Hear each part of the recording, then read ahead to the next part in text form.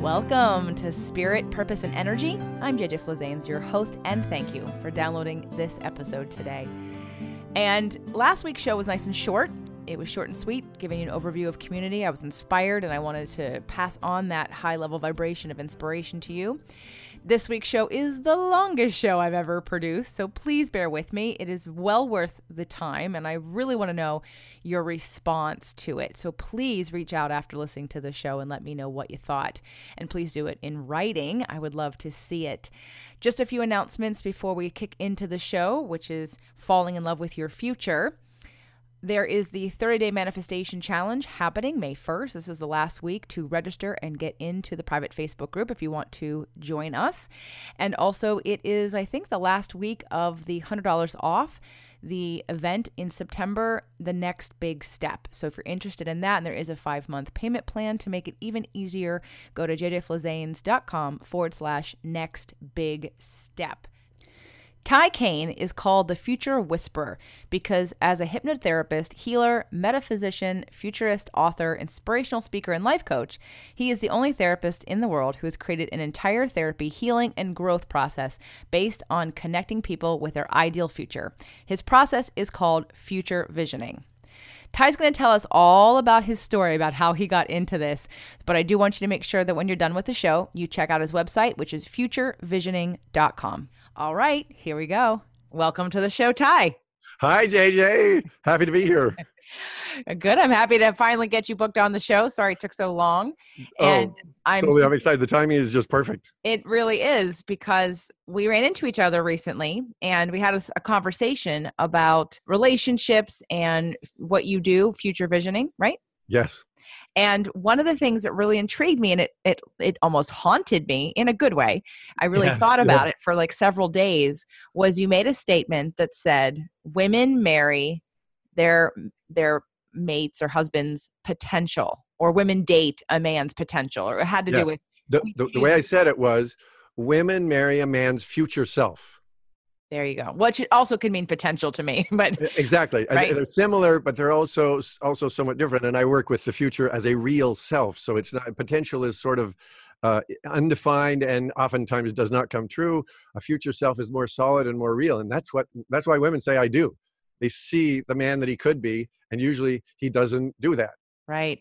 So it stuck with me for so long. And I remember thinking that I've heard advice from different relationship experts about, whether it be maybe even law of attraction principles, about not really making peace with what is and not expecting anything more. Now, there's good and bad to that. I know what we're going to talk about is going to sort of obliterate that. And you're going to say, no, go for the future and see your future. It's going to blow that out of the water, right, and save lives in the process. Right. There is absolutely a vibrational shift when someone does make peace with what is, because I've experienced it. It works.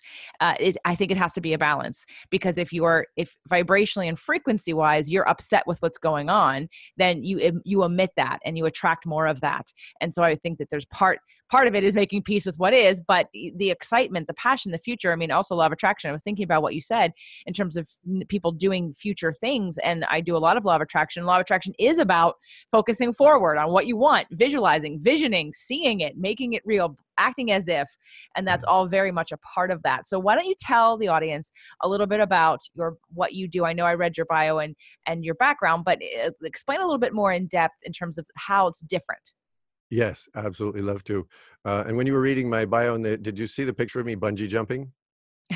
Yes.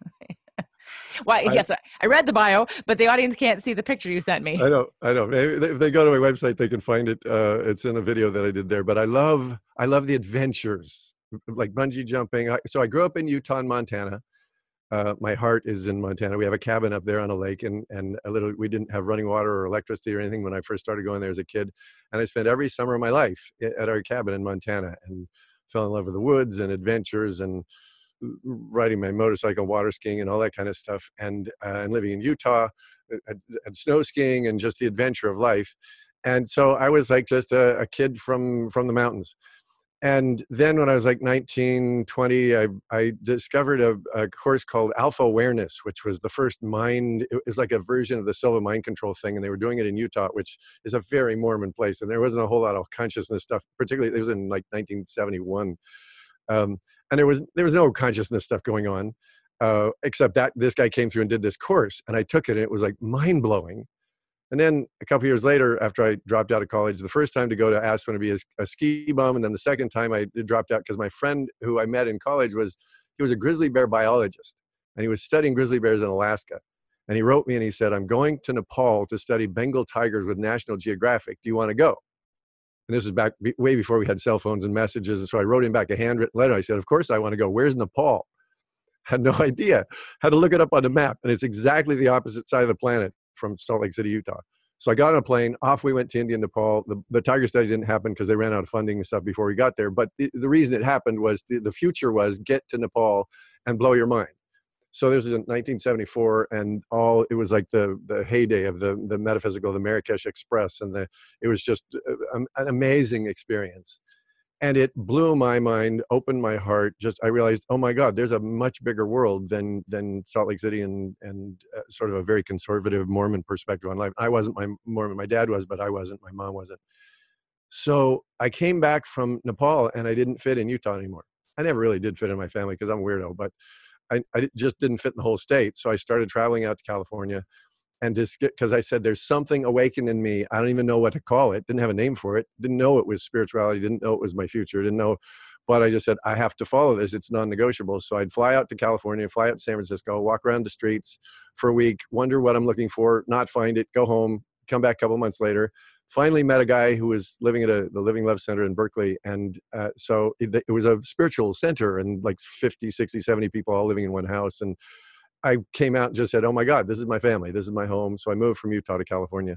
And that was in 1974, 76. And I moved to LA to start a film production company because I had some money from a trust fund that I had to get rid of. So a good way to get rid of your money is open a film production company. And so, but every evening, every weekend, I was doing spiritual stuff. And I did everything because I was in LA. It's like the Mecca. I became a rebirther. I learned meditation and spiritual practices and energetic healing and consciousness and affirmations and positive thinking, and did all of that stuff. Like every night, every weekend. I was just like kid in a candy store. Unfortunately, after 10 years of all of that kind of stuff and being in the moment, I even went to India twice to be with the gurus, do the spiritual thing.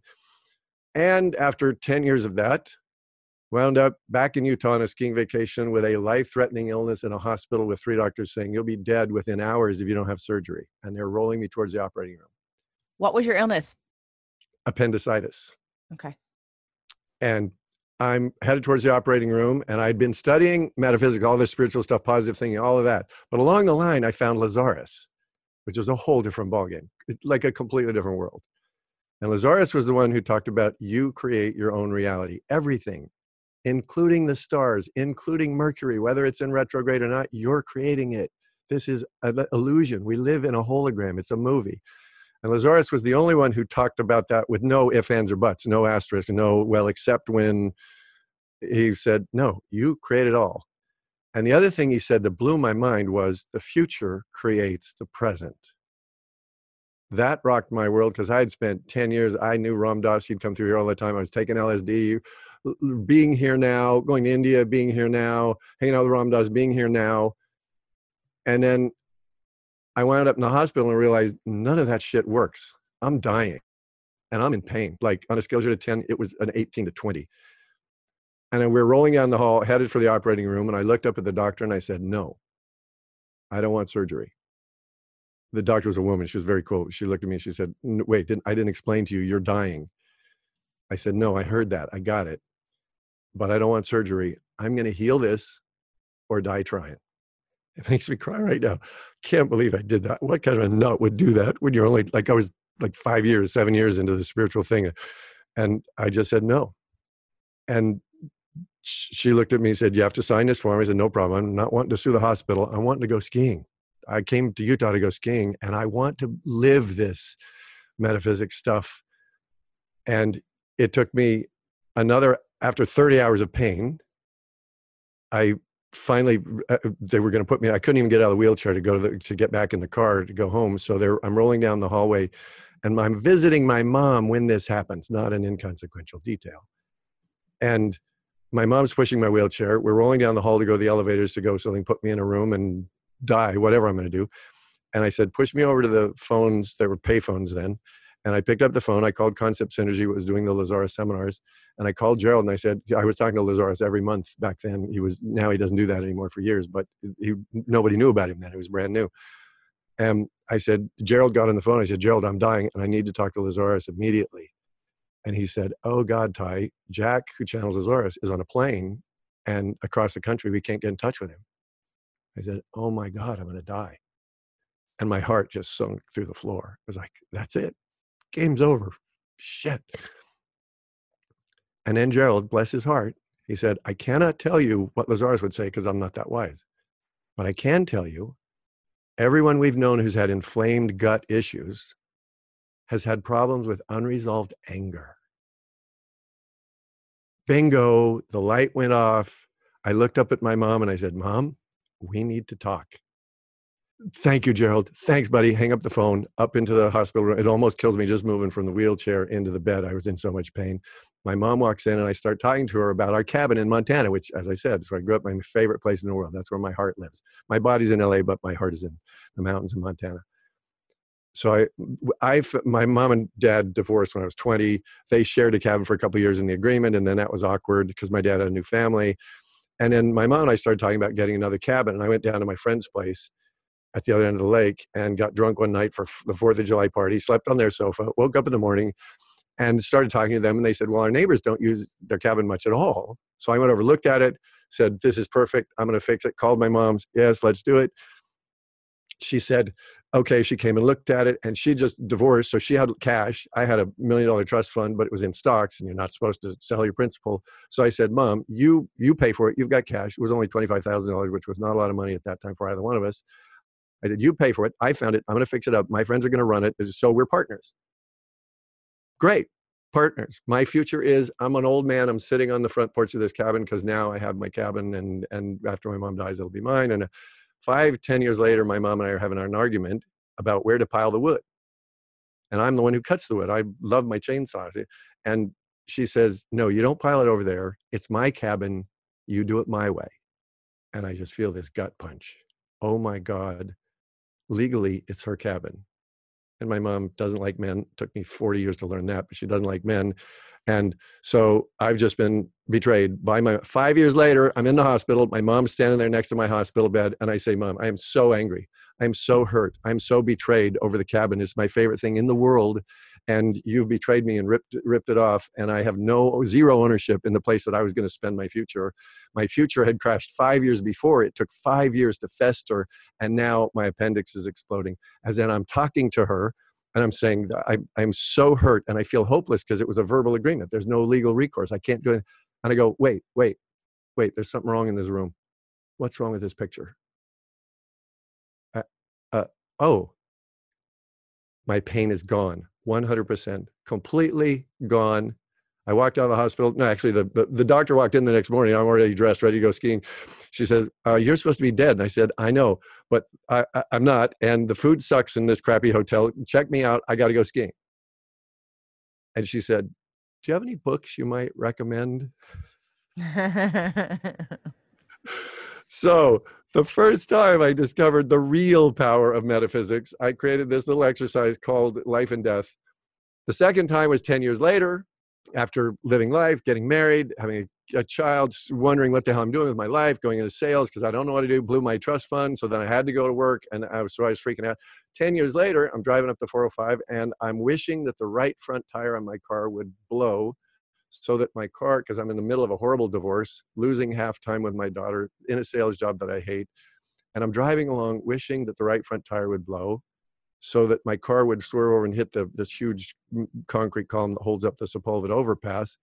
And then I'd be out of pain. And I realized, oh my God, I'm wanting to commit suicide. But I don't have the balls to say that I want to commit suicide. I'm hoping that it looks like an accident. So I'm asking the right front tire to God, please puncture the right front tire. So I freak out. It's the first time I've ever been suicidal, other than bungee jumping and stuff like that, which was not really a suicide wish. It's just the fun of it. So I drive home freaked out. Literally, I'm shaking. I walk into my house and I'm scared because, oh my God, I'm suicidal. Suicidal ideation is like you're supposed to put yourself in a padded room. And And so I walk into my house, and then I realize, that was a bad idea, because I grew up in Utah and Idaho, Montana. I have guns. And I walked into my house. I know my guns are in the closet down the end of the hall. And I go, oh my God, I was scared in the car wanting to commit suicide. Now I'm like 10 steps away from my guns, and I'm a good shot. I wouldn't miss. And that scared the shit out of me. I was terrified. I literally sat in a chair and cried and shook for like 2 hours. Saying, I hate my life, and I don't want to be here. And I have a daughter. It was the only thing I was hanging on to that was keeping me here. And then all of a sudden I had this blazing insight that just rocked my world, changed my whole life. I started thinking, okay, love doesn't work. My marriage is falling apart. Life is a constant struggle. I hated my career. The only bright spot is my daughter. But other than that, life is just this constant painful challenge. And so then I thought about my future, because 10, 15 years earlier, Lazarus had said, the future creates the present. I started thinking about my future. Let me see. Love doesn't work. Life doesn't work. You just have a career that you struggle and hate. And then you hang out and struggle for 70 years. And I go, the part of me that wants to kill myself is the only sane part of me. It's a completely rational, sane idea. If someone came up and said, yeah, you get 70 more years of struggle, it's a completely sane choice to want out of here.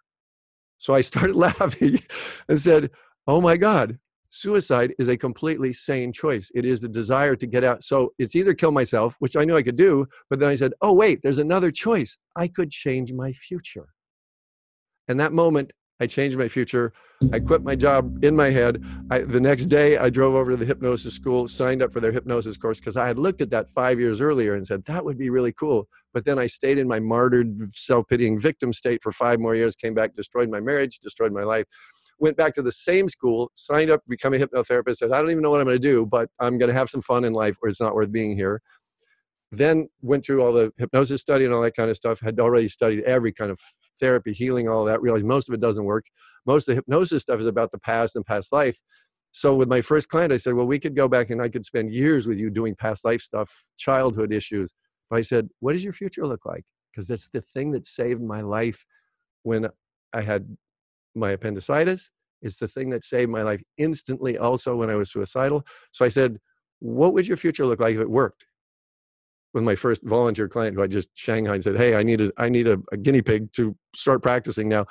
I said, what would your future look like? She said, I don't know.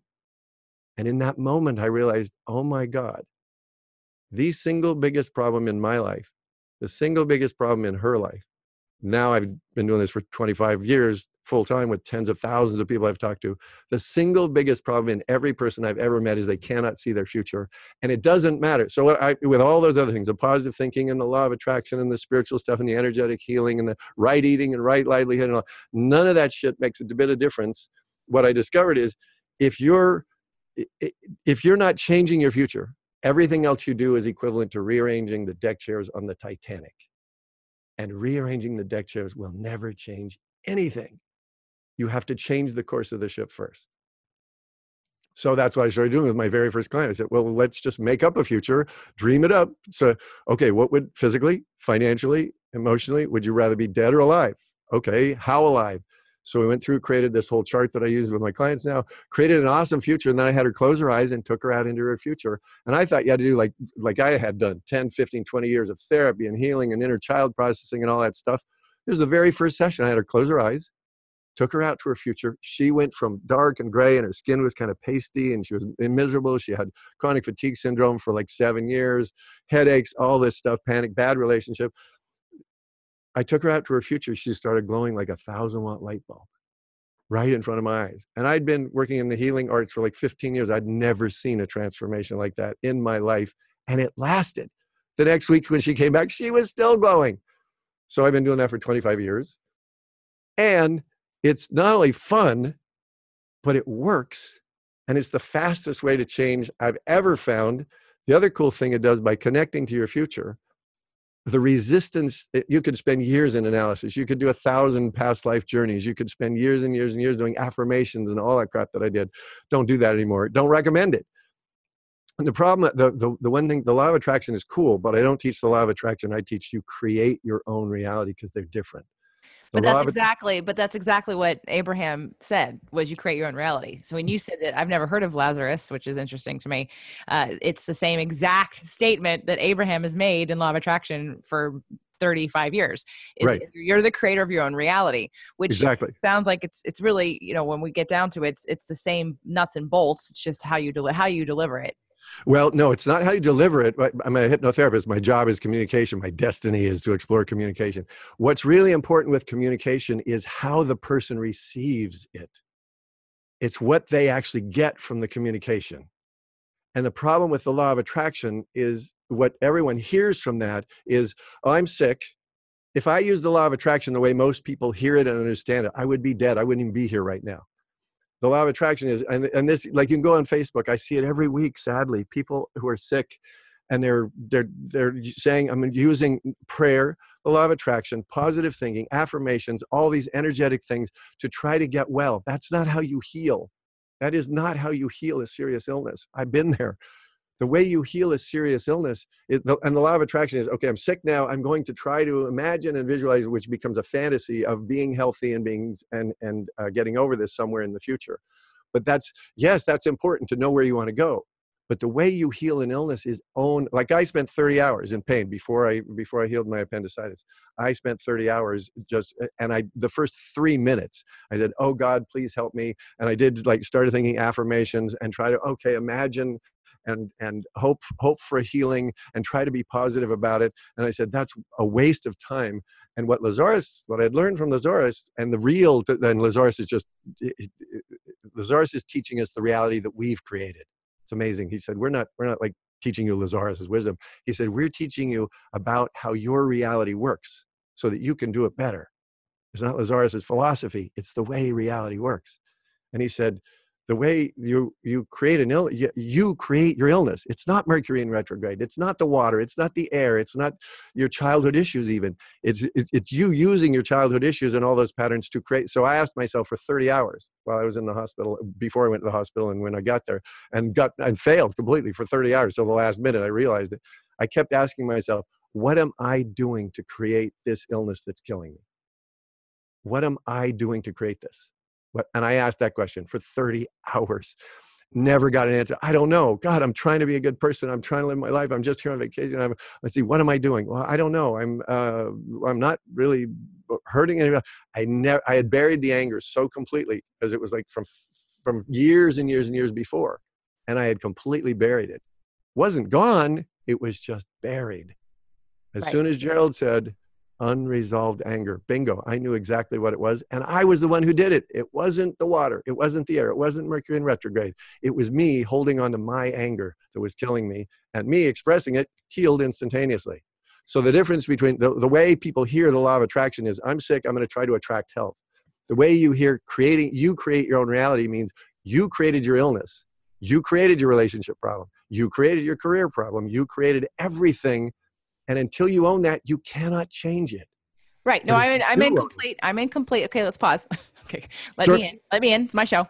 Absolutely. I'm in complete agreement with that. You're the creator of your own reality is where I started with law of attraction. So I think I agree with you that most people misinterpret law of attraction. Exactly. It's the foundation. Because it's not about, because in true metaphysics, law of attraction, those things, and even in the FutureVisioning wouldn't work if your frequency and vibration doesn't shift. It's not about the action. It's about the emotion that is attached to the action and the belief that you have about where you're going. And if you believe it, so I'm hearing and I'm guessing, and I know you took me through like a mini process when I first met you last year, or not, I had met you before years and years and years ago, but when we were connected last year and you took me through a mini process, that definitely, there's that belief, because in order to, and I know you're going to talk more about this, but because I need to marry this, because you're right now, I'm sure there's people cringing because they are huge law of attraction. I use it all the time. It's a thread through everything that I do. And I don't for half a second doubt the power of it. So for me, I agree with everything you've said in terms of, you created your own reality. You owned what you did to create it. You owned the energy around having the anger that created the disease. And even when looking at things that don't work and people misunderstanding that they're going to think positive things, but there's so many people that think it's about putting up a vision board and then just waiting for pictures to manifest in their life when they don't Right. understand that that's part of the future visioning in my mind of like that you're actually creating something, but you see it, you believe it 100% so much in your cells of your body that you now emit a different frequency than you did before, which lines you up with better things, which is why it changes your life. I don't think they're different things. It's just that the problem is you're probably battling a lot of people that misunderstand the law of attraction, and they think it's all just like you said about positive affirmations or wishing, but not really believing and not really owning what's my part in this? What did I do? Yes, I believe, I know that Mercury retrograde makes a difference only if you're in alignment with it, though. If you buy into it and you align with that, of course you're going to experience computers not working. But if you don't pay attention to it and don't Have we ever believe done it, that? what? Have we ever done that? What? You and I? Computer's not working? Yeah, today. Yes, we did. Right. Because that just makes me cautious to say, and so I'm in alignment with that belief, which is why that I'm going to attract things happening that justify and prove my belief. So if you're not in alignment with it, if you don't pay attention to it, if you vibrate higher than it, because it still exists. I just did a show with Melanie Benson and it aired a couple of months ago. And what an analogy that I gave to her about law of attraction is being like in a building of like 30 floors, and every floor is a different frequency. And if you start at the bottom and you think that's depression, and you move up to the top, which is freedom and joy and love, and then there's everything in between. When you're on floor number 2, you can't see, hear, nor experience anything that's happening on floor number 5, period. It exists, it exists, but you're not experiencing it because you're not in alignment with it. So it can coexist at the same exact time. That's why I do the building analogy, because people, right. There is no hard and fast, this is what it is. This is what it is for you because of what you're attracting, because of what you believe and where your frequency is. Right. But other people in the same environment, in the same day, in the same minute can be having much different experiences because they're on a whole different frequency than you are. And you two could be having completely 2 different realities, complete different interpretations of those realities because you're in different frequencies. So I don't want to put law of attraction in the bucket, because I have people who are following the show and me, because law of attraction is a huge undercurrent to their life. I want to take and meld it together and use it to power your future visioning. So now you went to hypnosis and you became a hypnotherapist, but it sounds like out of the gate you didn't use hypnosis, so to speak. You didn't go backwards, or did you use hypnosis, but you just changed the focus? No, the true, well, Seth started before Lazarus showed up, and long time before Abraham. Seth was the originator of the first one who talked about you create your own reality. Yes, I know Seth. Yes, and Abraham refers to Seth. Yes. Right. And I found Seth years and years and years ago, way before Lazarus. That's what sort of brought me to California. And he talked, one of his chapters in one of his books was, a trance is a trance is a trance. And then there's another, I don't remember whether there's a chapter or another book that said, trances people live.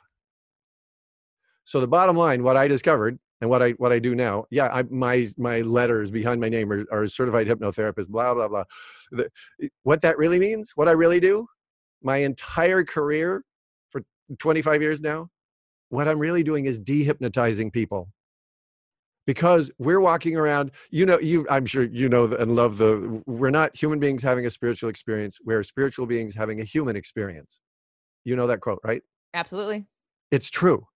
We are gods and goddesses pretending to be human, walking around pretending to be limited. That's a trance. So if I could count, okay, your audience, here's an exercise for the audience right now, going to change your whole life. And literally these ideas, if they do, I'll tell you about in my book, the story of falling in love with your future. If you let yourself fall in love and understand the future right now today, you'll be different by the time this call ends. And my colleague, Valerie, the whole book is about her life change from one call like this. She got the significance of the future and it changed the whole course of her life. So if I could count to 3, I'm a hypnotherapist, so I'm going to pretend that you're all, which is true, you're all walking around in a trance thinking that you're limited. And I'm going to count to 3. Like, hypnosis at the end of the hypnosis show, he counts to 3, snaps his finger, and everybody wakes up, right? So I'm going to count to 3 and then snap my fingers. And I want you to wake up and remember who you really are. 1, 2, 3. If you remembered who you really are, your chronic fatigue would be gone. Your diseases would disappear. Your depression would disappear. And you would find spontaneously you're in love with your future because you know that you can create an awesome future because you are God. You are the goddess. So what would you do? Come here and struggle for 70 years? No, bad idea. Come here and have fun for 70, 80, 90, 100, go on for 110 years. If you snap out of the hypnosis you've been walking around in, so I've been dehypnotizing people for 25 years. And myself included. I had to do this like a hard way. I've been to the edge of death numerous times, more than those. But those two big ones were when I really discovered the significance of changing your future. You people listening to this, if you change your future right now, not even knowing how to do it, and what you said there, a couple of, actually, let me give you a quote. And Lazarus is the most brilliant source of wisdom I've ever found. I've been with him for 37 years and will be for the rest of my life. The most incredible material I've ever found. And so there's so many one-line quotes that change the whole game of life. Like the future creates the present. That just completely blows the whole world of psychology out of the water. Another one is, and there's 7 principles that make the future visioning process work. Another one is, if you look for simple answers, you guarantee yourself a difficult life.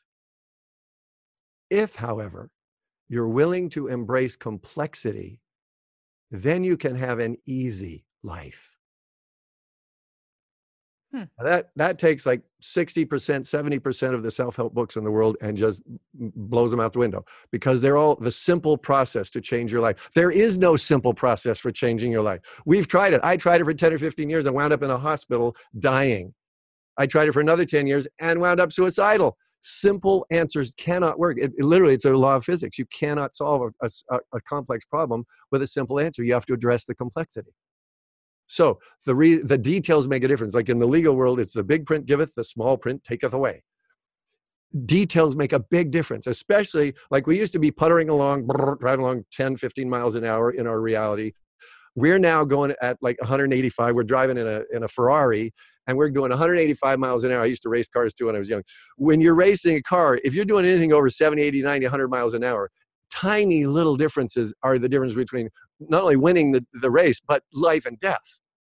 The same thing is true now spiritually. We're accelerating into the future. The future is drawing us forward faster. So the details make a difference, which is why I point out the difference between the law of attraction, which everybody says, well, I'm sick. I'm going to put on my vision board, me dancing the flowers in the fields and happy and healthy. And it never works. I've talked to tens of thousands of people in the last 10, 20, 30 years.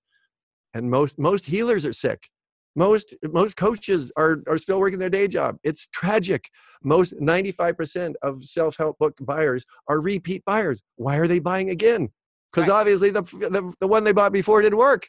I did that. So wait, let me just finish. The point is that 100%, the law of attraction, the reason, so I recommend, if you're going to use the law of attraction, change it and redefine it accurately and make sure you talk about that and think about it. The easier way is not use the phrase, talk about creating your reality, because that immediately implies, oh, you created your disease. You created your struggle in life, your relationship problem, your career. You created it. And if you figure out how you created it, you can uncreate it. And one other thing, detail that's hugely important, you were talking about, and I like the analogy of the first floor depression, been there, wanted to go through the floor, and decided to look up. What future vision, and you said you can't understand the other floors, but you can. That's what meditation, that's what hypnosis, that's what future visioning is about. You can be on the 3rd floor in a serious depression. I was on the ground floor, laying on the floor, looking down.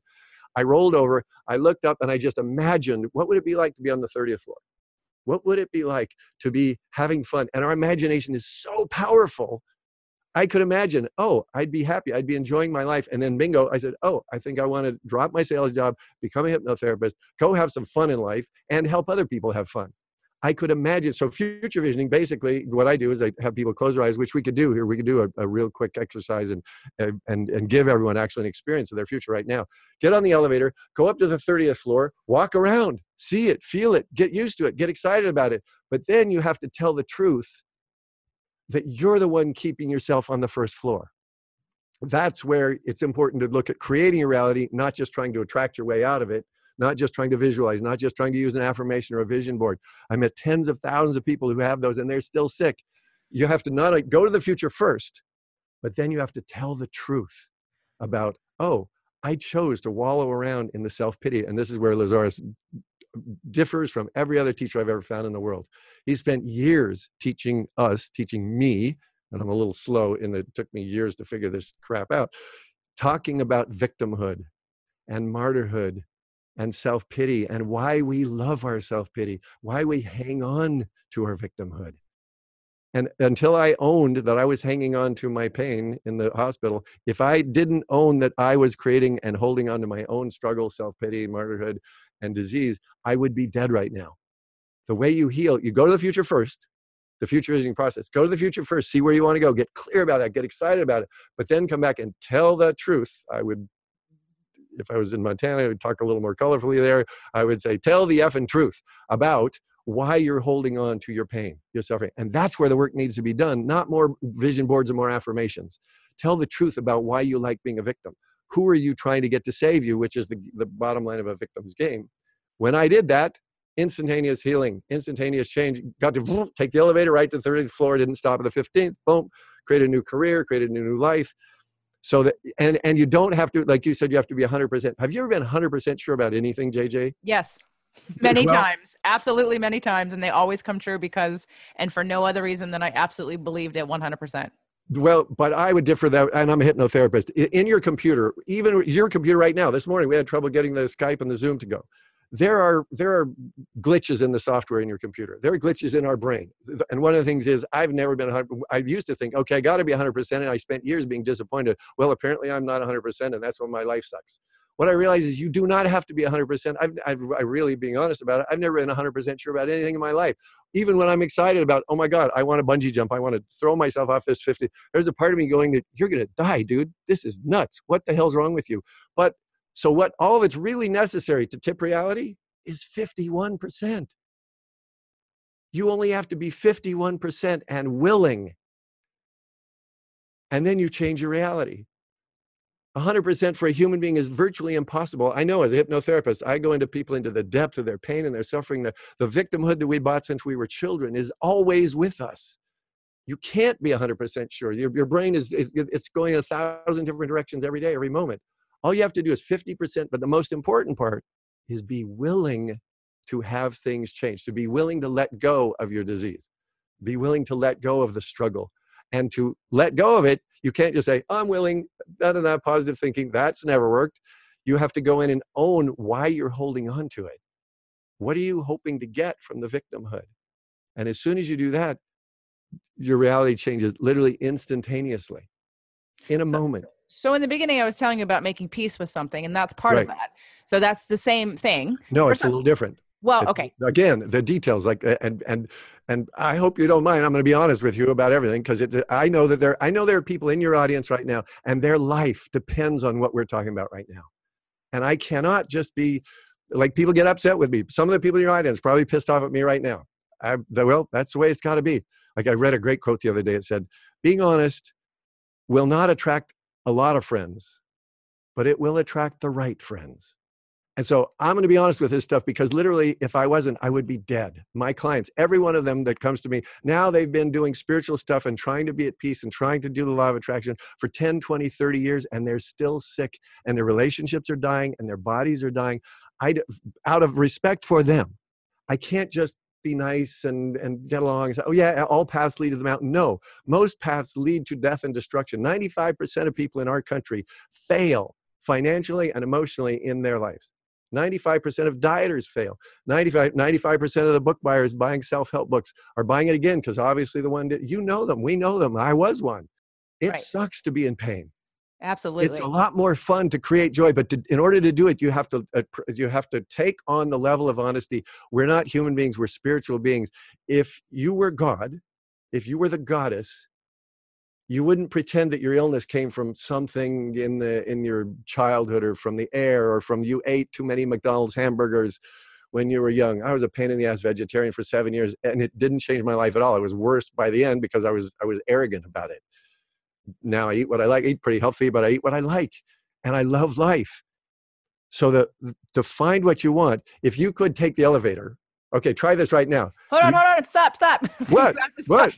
you have to let me in. Yes, you're right. You're right. This is my show. I apologize. I get on a roll, as you I know. probably noticed. So before we do I want to wrap this up, not wrap up. Like I want to come back to what the show was called in the beginning, which is falling in love with your future. So we hear and we know and we're going to do a visioning process, a future visioning process, Cool. and I'm totally on board. Get it. You go to the future, you see it, you have to believe it, and you feel good about it. It's more important to feel it than believe it, because they're like I said, a part of us believes it, but a big part of me all the way through that that ain't never going to happen. Like I was in the hospital, the chances of healing, I was probably 5% confident while I was in the hospital that I could heal it, and 95% sure I'm dead. This is over. But I kept trying, and then I was honest. And I wanted the future, did not trust it at all. Well, there's a good example of what I was saying. I wasn't anywhere near 100% sure. I was 97% sure I was going to die. But 3% I said, no, I don't want to die. And I'm willing to be honest. I'm willing to be honest. I'm willing to be honest. And bingo. Right. So in terms of the future part, though, you're getting into you made the comment about the floors and that you can be on a different floor. You can, but not simultaneously.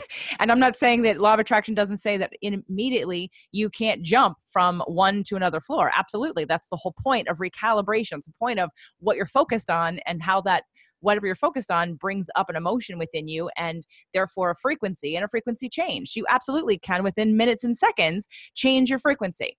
But when you're on a frequency, when you're on that dial, whatever that is, you cannot hear what's on the other one simultaneously. You can you can see it, but you're not going to experience it because you're not even aware of it because it's not even on your frequency level. It's the whole point of what the difference is. Wait. Right now, we're at whatever level and living our lives. Can we right now, you and I both imagine a world where everybody is happy and people actually really do enjoy themselves and they're acting like the gods and goddesses that they really are? That incredible event with the Unstoppable Foundation and seeing pictures of transforming villages in Africa and people getting healthy and girls getting educated and transforming. And it's like, we can imagine, it's not there now, but right now while we're here, we can also imagine a world where all girls get educated. In Africa or in this country or wherever you can imagine them. The imagination is so powerful, and you can do it right now while you're still here, taking care of business, making sure life is going on, and imagining at the same time. Our brain is multidimensional. Right, but we're not right. But they're different. Thinking about something and experiencing something and manifesting, these are different things. So I think I think there's a little bit of an overgeneralization, which I don't want to get into because because I think what you're offering and what you do is very powerful. But I don't want to keep bashing law of attraction because I honestly think it's not true. I disagree with you that I agree that everybody, for the most part, misunderstands. That they do not understand the complexities about law of attraction and they think it's a simple thing and they don't want to take ownership at the same time. And I believe both is important, what you said in terms of future visioning and getting excited, but then coming back and being honest. I believe those two things, but law of attraction wouldn't disagree with either one of those things. I want to stop bashing law of attraction. Right. I understand your point. It's because you want the people who are using it to wake up a little bit and take responsibility and stop being victims. I hear that completely and I agree with that completely. So none of this, there would be nowhere in law of attraction would say, yes, be a victim. That's never part of the message. So I don't know whose version of law of attraction you're listening to or your clients and friends have listened to, but I run groups where we practice this and people's lives change. Maybe not dramatically as what you're going to introduce to us, which is why I have you on the show. But I need to pause for 1 second. I want to ask you two more questions. Sure. Personal questions. Number one, what is your birth sign? I'm a Virgo. Interesting. Okay. Do you know your moon by any chance? I think there's lots of Aquarius. I did know years ago and I forgot. Yeah, that feels right. I really love details. I love paying attention to details. As you can tell, it makes a huge. And let me please apologize. I am not bashing law of attraction. I am trying to redefine and define it accurately, and bashing the fact that it's been ill-defined and simplified. And if you take something beautiful and simplified, if you take quantum physics and simplify it, it turns to crap. If you take the law of attraction and simplify it to, just have a positive attitude, which too many people have done. I did it, and it put me in a hospital. So I'm not bashing law of attraction. I'm encouraging people to pay attention to the details. If I was not a mechanic, and I built my own car with my own hands, my first car. If I was working on your car and your brakes were leaking, I have an obligation to tell you your brakes are leaking. There's a problem there. And if you're saying, no, my car runs good, it's fine, and the windshield's clear and I can see where I'm going. That's what most people are doing with their spiritual practice. And it's dangerous. It kills people. It almost killed me. I have friends who have died. There are people on Facebook this week, I saw them, friends who are dying because they're trying to be positive instead of being real. So I'm not bashing law of attraction. I'm trying to redefine carefully what you need to know to create an awesome future. Because I want you and everyone in your audience and me to have an awesome, and my daughter to have an awesome future. I want the world to have an awesome future. But we can't do it with the generalizations, which is why I shared the quote. If you look for simple answers, which is just have a positive attitude, that's a simple answer, and it kills people. It almost killed me. So I'm not trying to bash law of attraction or positive thinking. Define them and use them accurately. They're powerful if defined and used accurately. If not, they literally make people sicker because they're a form of delusion. So I'm not trying to, and people will get pissed at me anyhow, but I'm trying to say, I'm not trying to piss you off. I'm trying to help you see clearly the details so that you can create an awesome future. And as we started at the beginning, fall in love with your future, because that is the way I healed myself from my disease, from depression. That's how people come out of fibromyalgia and chronic fatigue. So since I did that myself, I've had lots of clients heal things instantly right in front of me just by getting, okay, I'm creating this. I'm going to own that, stop it, and create a different future. Step into the future. Poof, miracles do happen. Go from the ground floor to the 30th floor. It's possible. Do we always do it? No, because there's a lesson that we want to learn sometimes in going through the dance. 1, 2, cha-cha-cha. 1, 2, oh, I get it. 1, 2, cha-cha-cha. There's something to learn in the process, but you could just go to the end result. You could go quickly. And we're gonna do a process. I have one more question for you, though, that gives me an understanding and a foundation to your sort of overall belief. What do you believe about death? It's just another chapter. It's just. Do you believe we come back? Is there reincarnation? What happens? Oh, yeah, for sure. And here's the cool part about it. Yes, of course, you can come back, but we're spiritual beings creating our reality now. That doesn't change when we die. When we die, we are still spiritual beings creating our reality. Do you want to come back and do another lifetime? Okay, do it. If you don't, go on. I don't want to. This is my last lifetime. And Lazarus did a workshop years ago saying, choosing this to be your last physical lifetime. I said, okay, sign up. I first signed up for that because my life sucked. And I was like, I just want out of here. That was part of the suicidal desire. But now it's just, I'm excited about the next game where I don't want to come back and do another lifetime because I don't want to be born. I don't want to go. When I was suicidal, I thought, okay, I could just kill myself and then I'll have to come back and I'll get born. I'll probably pick screwed up parents again because I obviously wanted to do that this time. So I'll do that again. And then I'll grow up and then I'll have to go to high school again. Oh. You don't want to have another lifetime because you don't want to go to high school. You realize you'd be in a different body, in a different consciousness, in a different situation. Yeah, but it's still high school. I burst out laughing and crying at this. I hated high school. I was so shy. I was so insecure. I didn't fit into the world. That's why I escaped Utah. But it literally made me laugh. I don't want to come back and do that again. I don't think I might. I might change my mind when I get there. But it's every moment you get to change. So of course nobody here is from here. There like people say, I don't think I'm from here. There's nobody who's from here. We're spirits. We came from other places. This is an illusion. The whole thing's a movie. So yes, you die. And the cool thing is when I take people on the future visioning journey, which we'll do in just a minute, not only do we go out 10 years from now and see your life working beautifully, go out to the end of this lifetime and see yourself happy, healthy, and empowered, where 99% of the population is programmed, get old, your body starts to fall apart, and then you die with tubes and diapers and all that stuff. That's what's already in most people's future. If we don't change that, that's what you get. So I take people out at the end of this lifetime to see yourself 90, 100 years old, happy, healthy, and then dying by your choice, just go into a meditation, lift out of your body, which is what we do anyhow, but most people do it unconsciously. Go out, die consciously, and then open to God and the goddess and go into the love that is forever, because that's our ultimate future.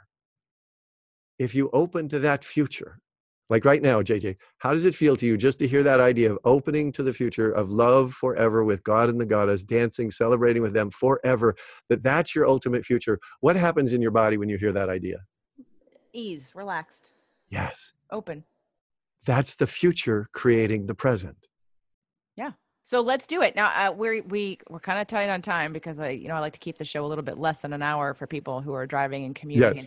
And for those of you that are driving and commuting, please don't close your eyes, pull over, do it. Right. Don't do this while you're driving. Wait till you get to your desk or to your home or go into the bathroom when you get to work. If you're going to work, just please don't Close your eyes while you're driving. Okay, here we go. Go Right. ahead. If you're operating heavy equipment, don't close your eyes. But you can even play along with your eyes open. You just did it a moment ago. And yes, the reason we're running over is obviously because I talk a lot. And thank you for having me, JJ. And now once we get this stuff, I can't wait to talk to you more, because then as we discuss stuff, I wanted to get all this sort of the basics out there so you have a picture of the future and the significance and the power of it, and then to start working with it. So I apologize for talking so much and talking over you, JJ. So now do this exercise. And JJ, would you be the like representative of the audience? So as we do the exercise, I will ask you a couple of questions, like about like right then, like how you feel. Sure. Okay. So we're going to do 2 really easy visualizations. And this is taken me 42 years of spiritual stuff to distill this experience of the future down to these 2 easy exercises we can do in like 5 minutes. And you can get the significance of the future and change your whole life with this exercise. So the first one, we're on a dark road, and the second, we're on a bright road. So the first one, you close your eyes. Easy. If you're driving, don't close your eyes. You can still imagine it though, but close your eyes. For those of you who can, it'll be more powerful that way. And imagine you're driving on a dark road, and you can't see very well, and it's foggy and maybe rainy. The road's kind of rough. It's windy. You can't see where you're going. And you don't know what's up ahead. You haven't been on this road before, so you don't know what's up there. And now, JJ, if you would act as the representative for everyone, how do you feel driving on this dark road, not being able to see where you're going? What do you feel in your body? Little tightness. I'm a little resistant and hesitant because if I can't see what's coming, then I don't want to go too fast and go too far and fall off a cliff. So I'm proceeding cautiously. Right. And what's happening in your arms and your neck and shoulders? It's tight. In your heart? A little closed, a little tight. Everything's just a little bit tight, like a little tense. Right. And what emotion are you feeling? A little fear and like anxiety or anticipation or worry. Right. And now if you found out, you just sort of knew because of the information, if you found out you had to be on this road for 6 hours, how would you feel? A pit in my stomach, and I'd feel angry and frustrated that I have to do this for that long. Yes. And what if you found out you had to be on this road for 6 days? I would probably feel really defeated and depressed and sad and trapped. 6 months. I would want to die. That's where suicide comes from. Yeah. That's where I was. And what if you found out that the rest of your life was going to be on this dark road? What's the point? Exactly. Now, notice, and all of you trying this, if you can really be honest, and yay for you, JJ, thank you for being so real and so honest. How familiar is this feeling? It's not for me. I get here sometimes and in different parts of life. It's not mine. It's part of what's been going on a little bit in certain areas of my life for a little while recently, but I don't live here. And which is why I've been That's why I like you. Yeah, which is why I've been That's why we had so much fun when we first connected. Yeah, I don't live here normally because the problem solver and Sag in me, I'm a Pisces, but I've got a ton of Sag. The truth seeker says this isn't right. There's got to be a better way, and I find a different way. Right. Yeah. That's why I like you. When we were talking in the lobby at the podcaster conference and having so much fun, this aliveness, when you realize that it is the future that you're looking forward to that gives you life, or gives you depression, and it's also the reason you're attracted to people. Right. Which is what we were going to talk about right at the beginning, is this is how you pick friends and partners, except most people do it unconsciously because they don't even know what their own relationship to the future is. So if you're on the dark road, and notice most people out there who are listening have a lot of time in this dark place with the dark road, even if it's like, oh yeah, I'm positive, but the end result is get old. We are aging, getting older. And so if you're on a dark road, now notice the importance of this. If there's someone in the car with you and you're on this dark road and you're tense and you can't, and there's someone trying to tell you to be positive, and you literally can't see and you don't know if there's a cliff around the corner, and how do you feel? Frustrated because I only see this. And so you're telling me to do something that I have no idea how to do. And so it makes me agitated or angry. I can imagine. Now that's not me. I know how to change it, but somebody else who doesn't would think, why are you judging me? I feel terrible. I can't see how to do it any differently. So leave me alone. Right. Right. And it's interesting. I've talked with tens of thousands of people about this. The people like you and the people, the Oprah Winfrey, Richard Branson, Jack Canfield, I was talking to him last weekend also, Mark Victor Hansen, the most successful, happiest, healthiest people in the world. You ask them, like I asked Jack, how long have you been excited? How do you feel about the future? He said, totally excited. I said, how long have you been excited about the future? I said, number one, I said, you're weird. Do you know that? And he kind of thought, wait, you just called me weird. And he smiled. He said, you're right. I said, how long have you been excited about the future?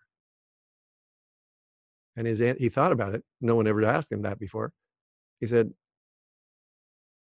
I always have been. That's the difference between the top 3% in the world, Oprah Winfrey, Richard Branson, Jack, Mark, the JJ to a large extent. The people who are happy, healthy, and excited and movers and shakers of changing the world are the ones who are excited about the future. And they're only about 3% of the population. And only about 1% can see a bright future for the whole world. Less than 1%. So you can change that right now if you realize, oh, wait a minute, I'm kind of on this dark road and have been for years, and I'm not so sure about what's that. So this state sucks. You agree? Yes. Okay, so gently open your eyes. Shake off that feeling and notice that it doesn't shake off easily. It's kind of sticky. It's kind of been slimed and it's still there. So the way you get rid of it is close your eyes this time. And now imagine you're riding in a beautiful environment on a wide open road, no traffic. You can travel as fast as you want. And you can see a glow out over the horizon. You can see a glow. It's like when you're driving from LA to Las Vegas and you can see the glow of the city before you get there, like miles, particularly if you're driving at night. You can see the glow over the horizon, knowing that there is an awesome future where you remember that you're a spiritual being, where you take back your power, where you create an awesome life for yourself and for your loved ones and ultimately for the world. That future is over the horizon and you're on your way. Now, how do you feel, JJ, in your body? Excited. Free, happy, I'm anticipating good things. What happened to your heart? It opened up. It perked up. It wanted expression. And notice, literally, your voice is different. Your energy is different. The speed, you're so speedy. It's so fun. You're a high-speed processor. It's so fun. So now, if you found out, oh, you get to be on this road for 6 hours, and then you get to that awesome future, and then there's an even awesomer, an even better future, an even more amazing future out there beyond that one, and you get to spend 6 hours, 6 months, 6 years on this road. How do you feel? It's a combination of excited and calm. Yes. Yes. Oh my God, you're so awesome. Thank you, JJ. Notice that.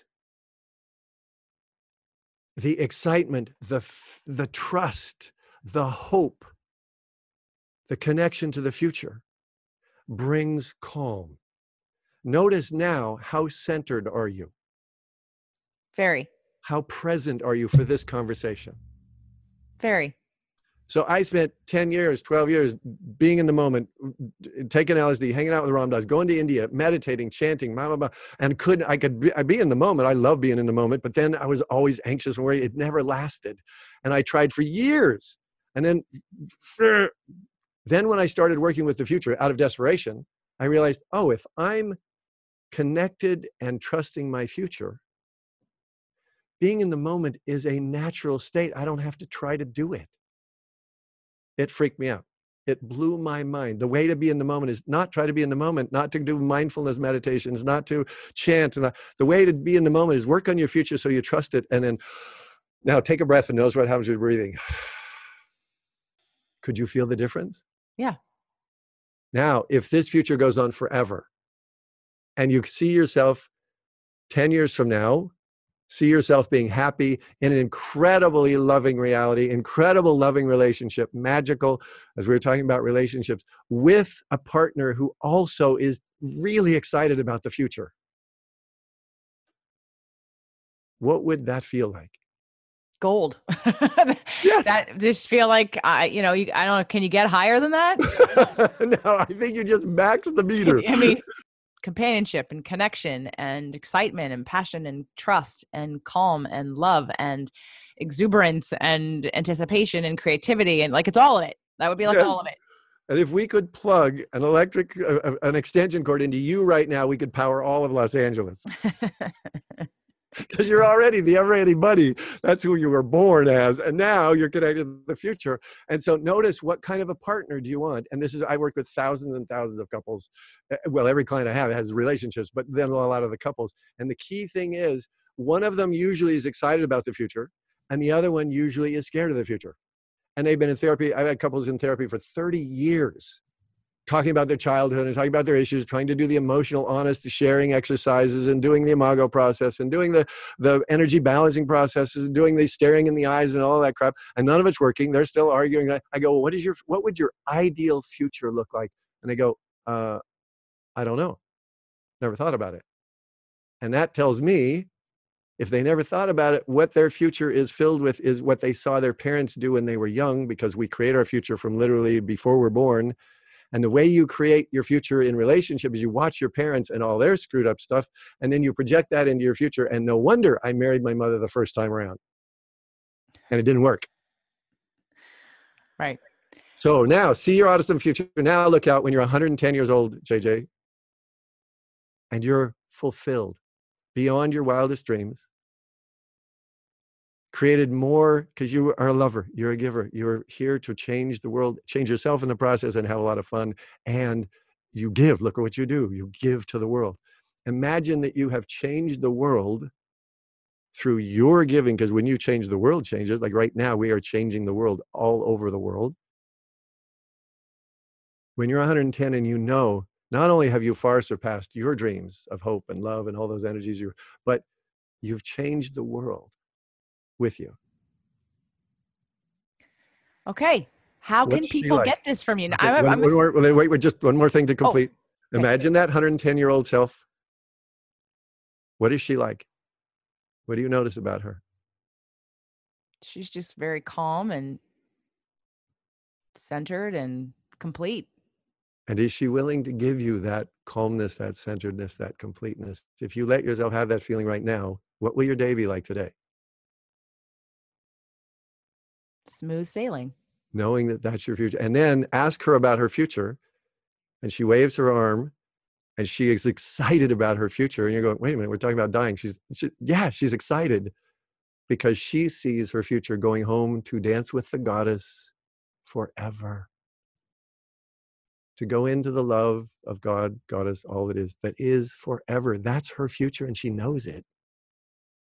You asked me about beyond this lifetime. What does your future self tell you about you beyond this lifetime? What does my future self tell me about me beyond this lifetime? And your future. You asked me about lives and I asked you what you believed about it, because sometimes there's passion and energy and also disguised as fear and trying to save the world if you believe that the world needs saving, versus if there's multiple lifetimes and we're on a path completely expanding all the time. There is no end point. So this is a constant evolution, and there's a calmness that should come from that if that's what you believe. So that's why I asked you that. In terms of what my next lifetime, I don't know. So however many lifetimes it takes, what if beyond the Wheel of 84 and all the lifetimes, what if beyond that is going home, getting off the wheel, go home to God and the goddess, touch into that. Yeah, then that just feels like, again, sort of an airy, clean. Notice that breath you almost took. Let yourself take it. Okay, airy, clean, loving, pure, untainted. And that's who, listen to this carefully, JJ, that's who you really are. And she can help you be that starting today. The connection to the future. And then the ultimate, we can talk about relationship, because obviously we've already used, because I talk so much, we already used up the time today. We can talk about relationship, but the ultimate relationship is, this is just a teaser. What is the relationship between God and the goddess? It's what you want. Purity, freedom. Yes. Yeah. And fun. Lots of fun. And you are fun. I so like you. Oh, I love you, JJ. Thank you. So then bring yourself back to here. You're in the body, you're in for the present, and you're connected to that awesome future. And literally when you are living your day, you can still be connected to the future because that's the way the brain works. It always is. It's a future thinking organism. So feel yourself here and see that awesome future out in front of you. And then gently take a breath and open your eyes. And now notice, even with your eyes open, what is your wise old self, that 80 or 90, 100-year-old, what is she doing right now when your eyes are open? Relaxing on a side of a mountain, watching the ocean. And she's still there. Even when you're all day today, every moment, she's there, loving you, helping you, supporting you. So thank you for that, Ty. And I want to know how people can reach you, be in touch with you, work with you. Oh, thank you. Yeah. Yes, for sure. The easiest way is to connect with me through my website. It's FutureVisioning.com. Or I have several websites. The other one is I'm called the Future Whisperer because that's what I do. I whisper and help you connect to your future. So the FutureVisioning.com, the Future Whisperer, they all ultimately go to the same place. And my information is there. My phone number there. You can email me Ti at FutureVisioning.com. And my phone number here is 818-995-0011. And on the free materials page, you can get a set of worksheets. So for all of you who are listening, I recommend that you right now, that we just had that exercise, start writing about what your ideal future is, both 10 years from now, at the end of this lifetime, and then obviously thinking about, like JJ's question, well, do you want to come back and do more lifetimes, or would you rather just complete enough this time, go home and go play in a whole different realm? It's your choice. I do a free consultation where we actually go to your future and you get to step into and become your future self and feel the joy. Like JJ was feeling it because she's sensitive and powerful and willing. You literally become your future self. Thank you so much, JJ. I liked you and I still like you a lot. Good. That's good. Well, thank you, Ty. I appreciate the time today, the show, and I look forward to interviewing more in the future. We will definitely have more conversations again, but let's get this out to the world and get them connected to you and get everybody focusing on their future. So thank you again for being here today.